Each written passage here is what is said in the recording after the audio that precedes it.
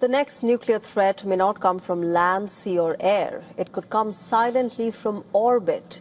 A top U.S. commander has warned that Russia may be developing a space-based nuclear weapon designed to target satellites. Watch this report on how the geopolitical rivalries could impact everyone on the entire planet.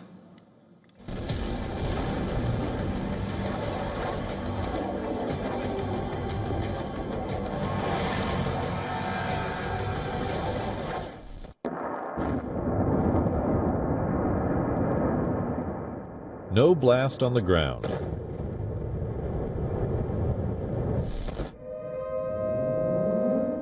No missile sirens. No mushroom cloud over a city. Yet the damage could still be global.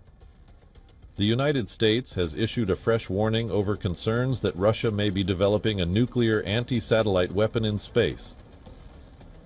The head of U.S. Space Command says Washington is very concerned about the possibility of a system designed to disable or destroy satellites in orbit.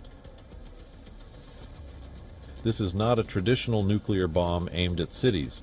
It would be a weapon intended to affect space infrastructure.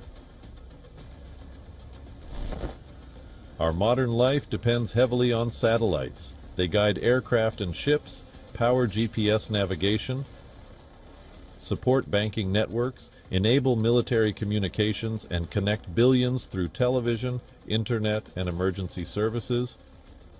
Now, a nuclear detonation in orbit could generate a powerful electromagnetic pulse and a wave of radiation that could damage or disable multiple satellites across a wide area. In some scenarios, it could also create debris risks for spacecraft and future launches. Experts say even a limited strike in space could cause severe disruption on Earth.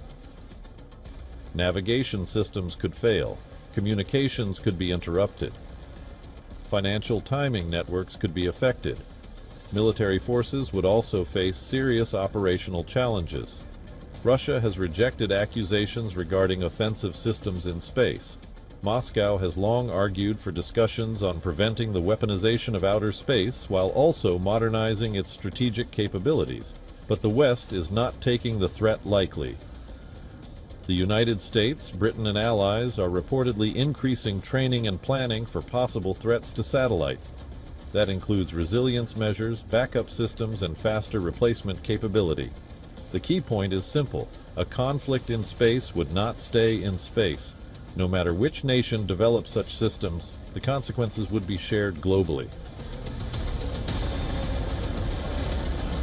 All right, moving on. U.S. President Donald Trump has hit out at Fox News host as she revealed his negative poll numbers in a televised segment. In a scathing critique, Trump took to Truth Social, hurling slurs against Fox News host Jessica Tarlov. In his post, he described her as one of the least attractive and talented people on all of television, citing that her voice was grating and terrible. Remember, Jessica Tarlov is a former strategist and pollster for the Democratic Party. She bashed Trump's popularity during a roundtable discussion with her co-hosts. In her statement, Tarlov said that the U.S. president has a 35% approval rating in most polls, adding that Americans did not want tariffs, a war with Iran, and also the ballroom at the White House.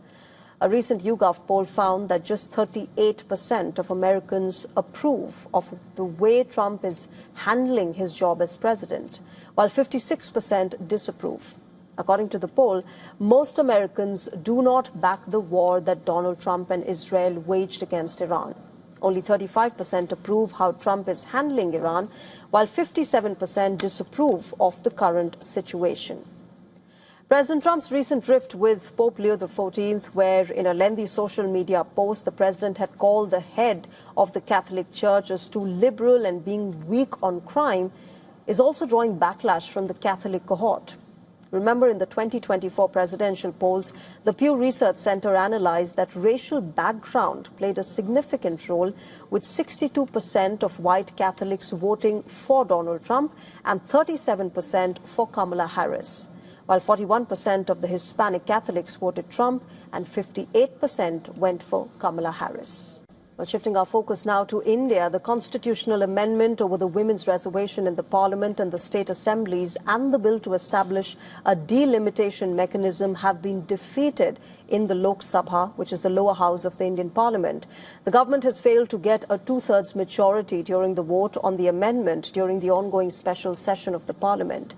The Lok Sabha voted on the constitutional amendment. It was about implementing the women's reservation in elected bodies such as the parliament and the state assemblies. However, over 200 MPs voted against the amendment, causing it to fail. The government needed a two-thirds majority to pass the constitutional amendment. The opposition says they voted against it because it was linked to the delimitation bill. Leader of the opposition in Lok Sabha, Rahul Gandhi, said this after the bill was defeated. पर attack था, संविधान पर आक्रमण था और इसको हमने हरा दिया है, तो अच्छी बात है. Opposition parties were in uproar over these bills being introduced together. Remember, delimitation is a controversial subject, especially for the southern states of India. They fear that the proportion of their representation in parliament will be reduced if delimitation occurs. The composition of India's parliament was supposed to change regularly on the basis of population growth. Article 82 of the Constitution says that the Lok Sabha is to be readjusted after every census. Now, this is delimitation in a nutshell. But it has not really taken place since the 1971 census, partly due to opposition from the southern states. And this is because over the years, India's population has not grown evenly. Southern states have managed to control their population growth, and they feel that delimitation punishes them for managing to keep their population in check. Prime Minister Narendra Modi had addressed the special session of the parliament on Thursday this week, and he had given assurances that no state would be discriminated against. चाहे दक्षिण हो, उत्तर हो, पूर्व हो, पश्चिम हो, छोटे राज्य हो, बड़े राज्य हो, मैं आज एक जिम्मेवारी से कहना चाहता हूं कि निर्णय प्रक्रिया किसी के साथ भी भेदभाव नहीं करेगी. And just before the vote in the Lok Sabha, Home Minister Amit Shah made an appeal as well. He urged MPs to support both the amendment and delimitation, promising that it would rationalize the size of the electoral constituencies in India. और मैं विश्वास दिलाता हूं कि delimitation के लिए ये लोग सहयोग कर दे, हमें भरोसा करें और डिलिमिटेशन करने दे तो ये मूल्य एक समान हो जाए. It seems that neither the Prime Minister's nor the Home Minister's appeal worked. The amendment failed the Lok Sabha test.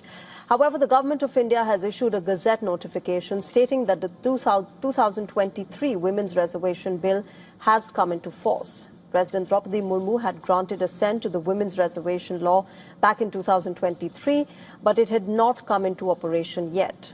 Now, and as per this 2023 Act, remember, women's reservation will take effect only after a delimitation, which is to be carried out after the next census.